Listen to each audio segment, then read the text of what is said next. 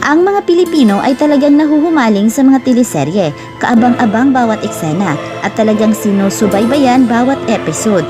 Ngunit paano pag nabuntis ang bida sa palabas? Ano ang pwedeng kahinatnan ng kwento? Ating kilalanin ang ilan sa mga sikat na teleserye na biglang nabuntis ang isa sa main character. Una ay si Jean Garcia. Ang Pangako Sa'yo ay tinaguriang pinakamatagumpay na nai-distribute na serye sa TV sa buong mundo. Kung batang 90s ka ay tiyak na isa ka sa mga sumabaybay noon nito gabi-gabi. Ipinalabas ito noong November 13, 2000 hanggang September 20, 2002. Pinagbidahan ito ng mga batikang aktor at aktres na sina Christine Hermosa, Jericho Rosales, Yula Valdez, Tonton Gutierrez at si Jean Garcia. Matindi at kapanapanabik bawat eksena, lalo na ang pagganap ni Jean Garcia bilang kontrabida sa serye, bilang si Madam Claudia. I'm your mother! Ipagpapalit mo ko sa isang katulong! Ngunit lingid sa kaalaman ng lahat sa kasagsagan ng success ng serye ay biglang nagdalang tao noon si Jean Garcia. Sa husay ng pagganap ni Jean noon ay hindi siya pinalitan, bagkus ginawa ng paraan ng direktor ang anggulo ng bawat eksena ni Jean. Pangalawa ay si Judy Santa Maria. Nang ikasal si Judy noong 2005, gumanap siya bilang pangunahing kontrabida sa karakter na si Veronica sa fantaseryeng Kampanerang Kuba na pinagbidahan noon ni Ann Curtis. Makalipas ang ilang buwan, inanunsyo ni Judy na buntis siya sa kanyang unang anak sa noong asawa niyang si Pampi Lacson.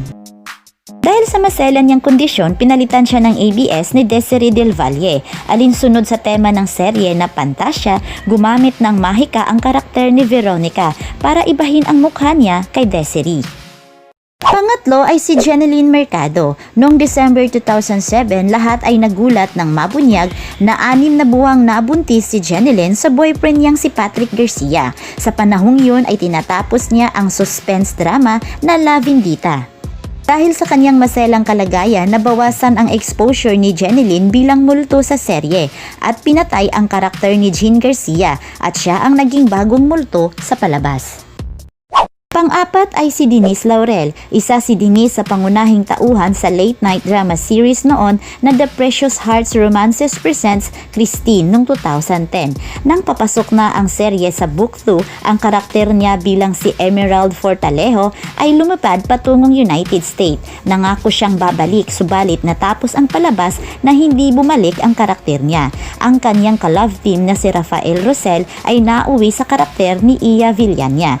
Noong 2011, inihayag ni Denise sa The Buzz na nanganak siya ng isang sanggol na lalaki. Panglima ay si Regine Velasquez. Nasa kalagitnaan ng teleserye niyang I Heart You Pare si Regine nang lumabas ang ulat na buntis siya sa unang anak nila ni Ogie Alcacid. April 2011 nang inihayag ni Regine sa Party Pilipinas na si Isa Calzado ang papalit sa kanyang tungkulin bilang drag queen na si Tonet. Sinabihan kasi siya ng doktor na magpahinga dahil sinusumpong siya ng matinding migraine. Pang-anim ay si Andy Aigeman. Noong 2011 ay napabalita ang buntis si Andy. Kinumpirma ito ng kanyang inang si Jacqueline Jose. Noong panahong yon ay isa sa mga bida si Andy sa teleseryeng Minsan Lang Kitang Iibigin, kung saan gumanap siya bilang sundalo na si Gabriel Marcelo. Sa huling 3 linggo ng palabas ay pinatay ang karakter ni Andy na nooy 5 buwan nang nagdadalang tao sa kanyang panganay. Pang-7 ay si Beauty Gonzales. Noong 2015 ay umalingaw-ngaw ang balitang buntis si Beauty. Noong panahong yun ay bahagi siya ng cast ng top-rating daytime show na Ningning sa ABS-CBN. Usap-usapan noon na papatayin ang kanyang karakter bilang si Lovely. Sa sumunod na episode, namatay nga ang karakter ni Beauty matapos itong mahulog sa hagdan. Pang-8 ay si Empress Chuck. Kasalukuyang bida si Empress noon sa afternoon soap ng GMA na Kailan Ba Tama Ang Mali. Kasama niya sina Max Collins, Jeff Agiman at Dion Ignacio. Ang serye ay ipinalabas noong February 9, 2015 hanggang May 8, 2015. Ayon sa usap-usapan noon, tinapos agad ang serye upang hindi pa mahalata ang tiyan ni Empress na nooy nagdadalang tao. Pang-9 ay si Kylie Padilla. Kasagsagan noon ng kasikatan ng remake fantasy series na Encantadia nang umugong ang balitang buntis si Kylie Padilla. January 23, 2017, ibinalita na 3 months nang buntis si Kylie. January 27, pinatay sa serye ang karakter niyang si Amihan. Gayunpaman, muling lumabas si Amihan na nakasuot ng bagong costume na natatakpan ang kanyang tiyan. Sa serye ay nagpasya si Amihan na bumalik sa Encantadia sa pamamagitan ng reincarnation. Ang kanyang napiling muling pagkakatawang tao ay si Ariana mula sa Punjabwe na ginampanan ni Ara San Agustin.